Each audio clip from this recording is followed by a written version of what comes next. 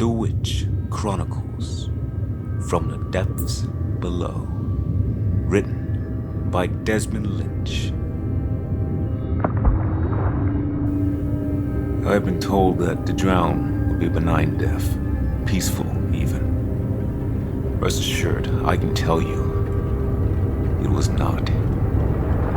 My lungs burned and my throat was crushed by all that was around me. As I tried to break for the surface, I felt something grab me and drag me down to the depths below. Darkness surrounded me, and in those final moments of light, I began to think about all that had brought me to this very moment. I had been a learned man, born of a merchant family in the city of Chimera. I had no interest in the trade, and my father, rightfully so, decided to cut me off. It was imperative I find my own way in this world. I had done all sorts of jobs, a means to an end, but eventually, the craft I settled on was that of a newsgatherer. I traveled the land in search of truth, and reported back my findings to the Emperor. We live in a new age of trade and commerce. Information can spread more rapidly. While my writings are read by but a few, someday, the whole world may be able to read such things. I had traveled to a village by the sea just east of Groveport called Graindale. With the moody weather and even more miserable inhabitants, it was nothing unique to what I had seen in my travels. What was new, however, was the findings of what had washed up on those rocky shores.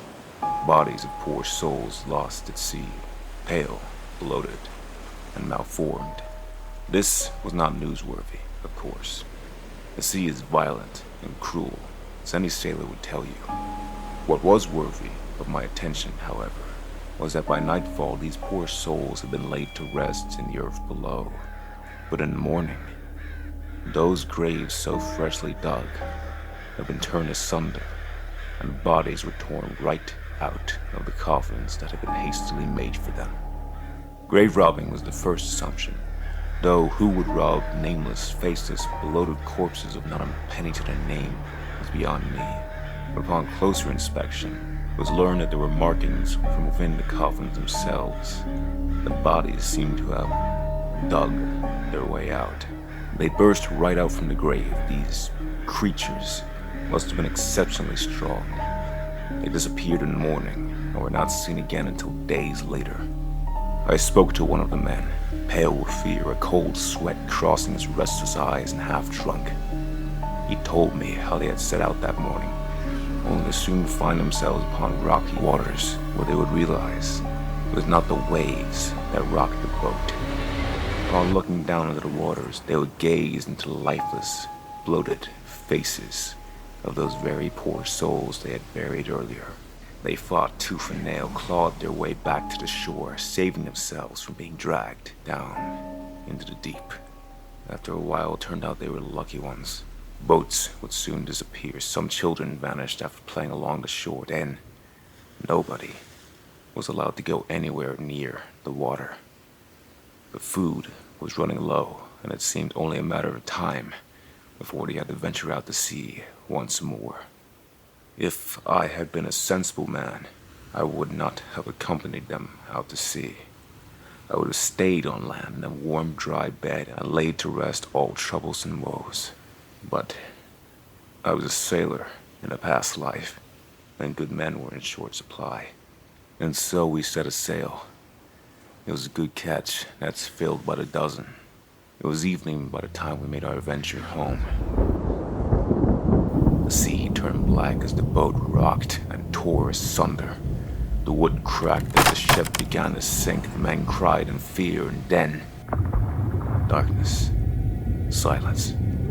I could barely think. The cold water pierced my skin and filled my lungs. I was drowning, dying in agonizing pain. What little light could break through to the water below, I could see those things dragging the crew down. I swam, tried to break for the surface, but then something grabbed me. Something gigantic. Not like one of those things I had seen down below. It dragged me into the inky abyss. I was sure to die. For a moment, I felt my lungs about to collapse as my head felt like it was about to burst. Death was sure. And then I took a breath. I could breathe, but how? Darkness all around me, but I felt this ginormous presence around me. I was in the audience of a creature whose scale I could not possibly comprehend. Something firm was wrapped around my legs and torso. I could not move for the life of me, and then light. Finally, not the warm embrace of the sun. I found myself staring deep into this monstrous, endless eye, glowing bright and hateful in the depths below. It could not speak in the way we do, but I knew I was not in the company of some mindless beast. No, this was a god. When I awoke, they found me upon the rocky shore. I was the only survivor. They asked me what happened, what I had saw, but I could not tell them. My mind was no longer my own. I was living on borrowed time. My life was spared in exchange. I would lead others to what I had found.